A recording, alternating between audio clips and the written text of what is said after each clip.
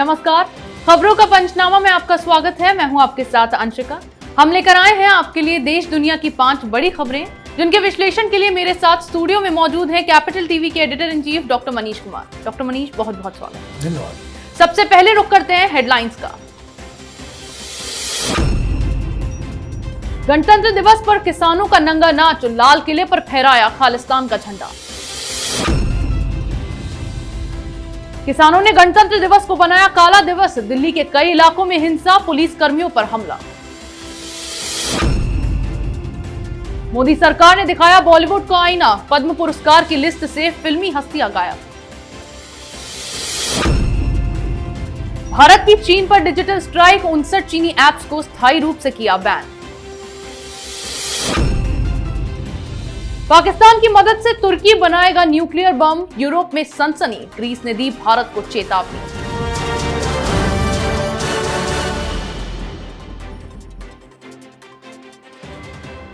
अब रुक करते हैं पहली खबर की ओर। गणतंत्र दिवस पर शांतिपूर्ण प्रदर्शन का दावा करने वाले किसानों ने उग्र प्रदर्शन किया। किसानों ने लाल किले पर प्रदर्शन न करने पर सहमति जताई थी, लेकिन कई किसान पुलिस कर्मियों पर पथराव कर दिल्ली के लाल किले तक पहुंच गए। इतना ही नहीं, वहां पहुंचकर खालिस्तान का झंडा भी फहराया। इसके साथ ही आईटीओ के पास पुलिस और किसान आमने सामने आ गए। प्रदर्शनकारी किसानों ने पुलिस कर्मियों पर पथराव भी किया और वहां भी हंगामा मचाना शुरू कर दिया। यहां तक कि कुछ बसें और पुलिस की गाड़ियां भी तोड़ डाली। डॉक्टर मनीष, आखिर क्यों किसानों ने ये उग्र प्रदर्शन किया? क्यों लाल किले पर जाकर झंडा फहराया किसानों ने? देखिए, हमारे सामने तो एक ही चीज नजर आ रहा है कि कनाडा से सिख फॉर जस्टिस नाम के संगठन ने ये चेतावनी दी थी, ये दम्भ भरा एक ऐलान किया था कि जो भी शख्स 26 जनवरी के दिन लाल किले के ऊपर खालिस्तान का झंडा फहरा देगा, तिरंगे का अपमान कर देगा, उसे $2.5 लाख US दिया जाएगा। और मुझे लगता है वो इसी साजिश का एक बड़ा हिस्सा है जिसे हमने अपनी आंखों से देखा। ये एक शर्मनाक घटना है और इसकी जितनी भी निंदा की जाए वो कम है, क्योंकि वहाँ पे न सिर्फ लाल किले के जो प्राचीर है जहाँ पे प्रधानमंत्री झंडा फहराया करते हैं उसको अपमानित किया गया, कलंकित किया गया। दरअसल ये दंगाई, ये किसान संगठन के दंगाई, ये खालिस्तानी समर्थक दंगाई, इन लोगों ने लाल किले के अंदर घुस के भी उपद्रव मचाया और जो लाल किले पे परमानेंटली जहाँ पे हर दिन भारत का तिरंगा फहराता है वहाँ पे भी जाकर के इन लोगों ने खालिस्तान का झंडा फहराया। और मैं आपको बता दूं, इतनी ज़्यादा खुशी पाकिस्तान में मनाई जा रही है, वहाँ के टेलीविज़न चैनलों पे, वहाँ के जो पॉलिटिकल पार्टीज़ सोशल मीडिया में लगातार इस बात को बाकायदा खुशियों के साथ वो बता रहे हैं कि लाल किले पे हिंदुस्तान का जो तिरंगा हटा के वहाँ पे खालिस्तान का झंडा फहराया गया है। तो ये एक शर्मनाक घटना है और इसके लिए वो तमाम किसान संगठन के नेता जिम्मेदार हैं जिन्होंने परमिशन मांगी थी कि हम रैली दिल्ली में निकालेंगे, 3 रूट पे निकालेंगे, लेकिन इन्होंने वादा को तोड़ा और दिल्ली के अंदर कोहराम मचाया।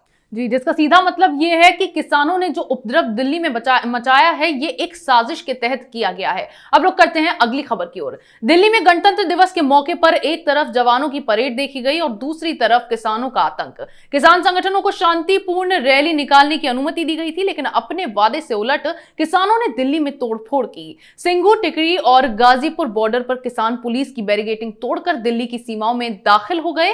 कई पुलिस कर्मियों पर भी हमला किया। ऐसे में किसानों को रोकने के लिए पुलिस को मजबूरन लाठीचार्ज करना पड़ा। साथ ही कई जगह आंसू गैस के गोले भी छोड़े गए। डॉक्टर मनीष, जब किसानों को शांतिपूर्वक रैली निकालने की अनुमति दी गई थी तो क्यों किसानों ने वादा खिलाफी की?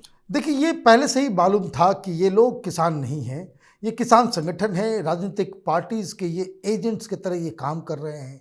इनको खालिस्तानियों के द्वारा पैसे आ रहे थे, पाकिस्तान के द्वारा इन्हें इनकरेजमेंट मिल रहा था। चीन का कनेक्शन भी, जो वामपंथी किसान संगठन है उनके साथ इनके तार जुड़े हुए हैं।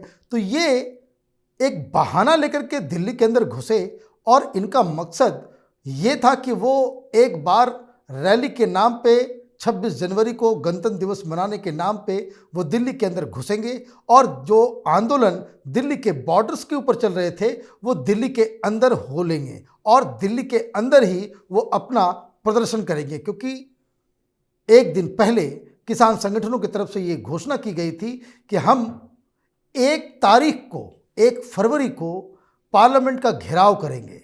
तो कहने का मतलब ये है कि इन लोगों की पूरी तैयारी थी, पूरी प्लानिंग थी, लेकिन जिस हिसाब से हिंसा भड़की और जिस तरीके से टेलीविज़न पे लोगों ने इनके नंगे नाच को देखा कि किस तरीके से इन्होंने लाल किले के ऊपर तिरंगा का अपमान किया, तो पब्लिक ओपिनियन अब इनके खिलाफ चला गया है और इस वजह से अब ये बहाना ढूंढ रहे हैं। ये कह रहे हैं कि ये जो पूरा जो हिंसा हुआ है उसमें उनका कोई रोल नहीं है, कुछ उपद्रवी हमारे आंदोलन में घुस आए हैं। खैर, ये सारी बातें अब बेईमानी हो चुकी है, जो कुकर्म इनके हाथों हो चुका है, इसका तो इन्हें खामियाजा भुगतना पड़ेगा। सरकार की तरफ से बताया जा रहा है कि इन तमाम नेताओं और ये जो उपद्रवी हैं इनके खिलाफ अलग अलग धाराओं में मामला दर्ज किया जाएगा और इन्हें जेल भेजा जाएगा। जी डॉक्टर मनीष, अब रुक करते हैं अगली खबर की ओर। गणतंत्र दिवस के मौके पर दिए जाने वाले पद्म पुरस्कारों का ऐलान किया गया। इस बार 7 हस्तियों को पद्म विभूषण, 10 को पद्म भूषण और 102 को पद्मश्री पुरस्कार देने की घोषणा की गई। 16 हस्तियों को पद्म पुरस्कार मरणोपरांत दिया गया। देश का दूसरा सर्वोच्च नागरिक पुरस्कार पद्म विभूषण पाने वालों में जापान के सबसे लंबे समय तक प्रधानमंत्री रहे शिंजो आबे और गायक SP बालासुब्रमण्यम का भी नाम है। वहीं असम के पूर्व मुख्यमंत्री तरुण गोगोई, पूर्व केंद्रीय मंत्री रामविलास पासवान और पूर्व लोकसभा स्पीकर सुमित्रा महाजन को पद्म भूषण से नवाजा जाएगा।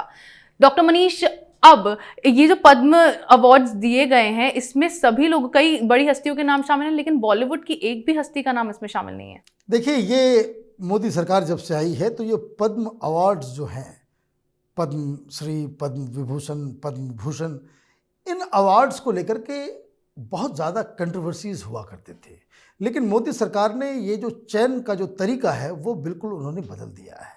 पहले लॉबिंग होती थी, मंत्री से जुड़े हुए लोग, घूस, पैसे, कई सारी कहानियां हैं इसकी कि पहले तो लोग कांग्रेस के ज़माने में पैसे देकर के ये पद्म के अवार्ड्स जो है वो खरीद लिया करते थे। ये इस तरह की भी घटनाएं जो है वो सामने आई हैं, लेकिन मोदी सरकार ने ऐसे ऐसे लोगों को ढूंढा है जो वाकई जिनका कंट्रीब्यूशन छोटे ही लेवल पे है लेकिन काफ़ी अलग सा रहा है। अब जैसे कोई नहीं जानता भाई, लिज्जत पापड़ बनाने वाली जो उस महिला को पद्मश्री दिया गया, तो ये इस तरह का जो पूरा जो कारनामा है, जो रियल सेंस में जिंदगी के जो रियल हीरोज हैं वो इस अवार्ड के लिए अब चुने जाते हैं। और ये जो दलाली की जो प्रथा थी इस अवार्ड को पाने वाले में, वो पूरी की पूरी वो जो ट्रेडिशन को ही मोदी सरकार ने ख़त्म कर दिया। अब सवाल यह है कि बॉलीवुड से कोई भी नाम नहीं दिया गया। इसका मतलब बिल्कुल साफ है कि प्रधानमंत्री की तरफ से ये संकेत बॉलीवुड को दिया गया है कि आप सुधर जाओ, आप रियल लाइफ के हीरोज़ नहीं हैं। और आपका जो कंडक्ट रहा है इसके ऊपर मैं ज़रूर कहूँगा कि सुशांत सिंह राजपूत की मौत के बाद जिस तरीके से बॉलीवुड के बारे में जो खुलासे हुए, जिस तरीके से ड्रग्स को लेकर के कई सारे नाम उनके जो सामने आए, तो उससे भी सरकार सतर्क हो गई कि पता नहीं आप किसी बॉलीवुड हस्ती को आप पद्मश्री का अवार्ड देते हैं, मालूम चलता है कि अगले महीने NCB के चक्कर में वो फंस जाए और वो ड्रग एडिक्ट निकल जाए। तो ये बॉलीवुड के लोगों को सोचना और समझना पड़ेगा कि अगर आप अपना रवैया ठीक नहीं करते हैं तो आने वाले दिनों में आपका जो पॉपुलैरिटी है, आपको जो लोग हीरो मानते हैं, वो ज़ीरो मानने लग जाएंगे। यानी कि जो पद्म अवार्ड आज इन बड़ी हस्तियों को दिए गए हैं उनमें बॉलीवुड का नाम शामिल ना होना मतलब प्रधानमंत्री मोदी ने बॉलीवुड को सीधे तौर पर एक आईना दिखाया है। अब रुक करते हैं अगली खबर की ओर। पाकिस्तान और तुर्की के बीच दोस्ती गहराती जा रही है। दोनों ही देशों की इस नापाक दोस्ती पर ग्रीस के विशेषज्ञों ने भारत को चेतावनी दी है।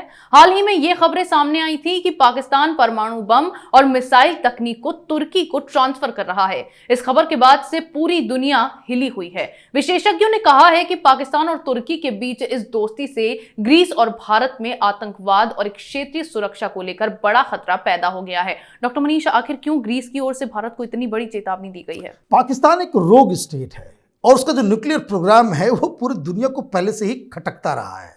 मैं आपको बता दूं, अमेरिका ने कई बार इस तरह की चेतावनी भी दी है कि चूँकि वहाँ पे एक तो आतंकवाद, आतंकियों का पूरा कारखाना चलता है, वहाँ पे कई सारे आतंकी संगठन पाकिस्तान के अंदर वो ऑपरेट करते हैं, और इसलिए ये खतरा है कि कहीं ये जो टेक्नोलॉजी है, ये जो बॉम्ब है, ये आतंकियों के हाथ लग जाए तो वो एक प्रॉब्लमेटिक सिचुएशन क्रिएट कर सकता है।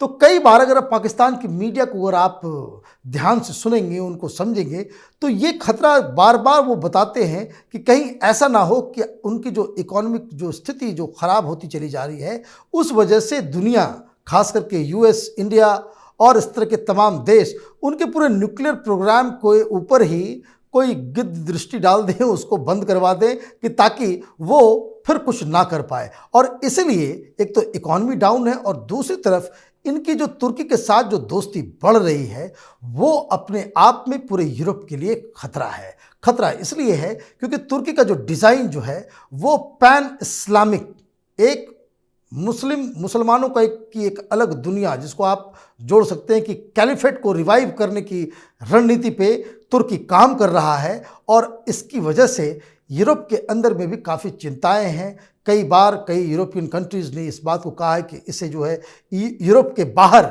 इसको कर दिया जाए तुर्की को। और ये सारी चीज़ें जो हो रही, जो घालमेल हो रहा है पाकिस्तान और तुर्की का, और ये जो खबर आई है कि न्यूक्लियर टेक्नोलॉजी का ट्रांसफ़र हो रहा है, ये वाकई चिंताजनक स्थिति है, हिंदुस्तान के लिए खतरा है, और पूरी दुनिया के लिए भी ये बहुत बड़ा खतरा बन के उभर रहा है। जी, यानी कि ग्रीस की तरफ से भारत को चेतावनी तो दी गई है, लेकिन भारत अपनी तरफ से पूरी तरह से तैयार है, जिससे पाकिस्तान अपने इन नापाक मंसूबों में कभी कामयाब नहीं हो पाएगा। अब रुक करते हैं अगली खबर की ओर।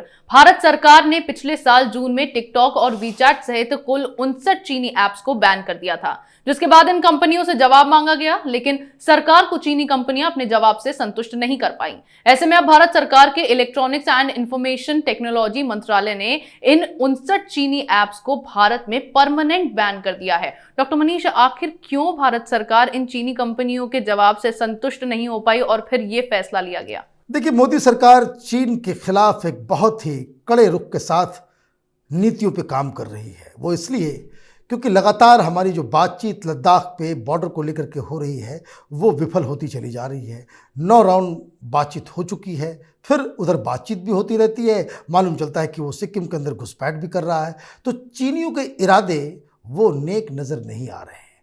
और दूसरी बात कि पूरी दुनिया में हिंदुस्तान एक चीन से बहुत ही सशक्त रूप से लड़ता हुआ मुल्क के रूप में उभरा है।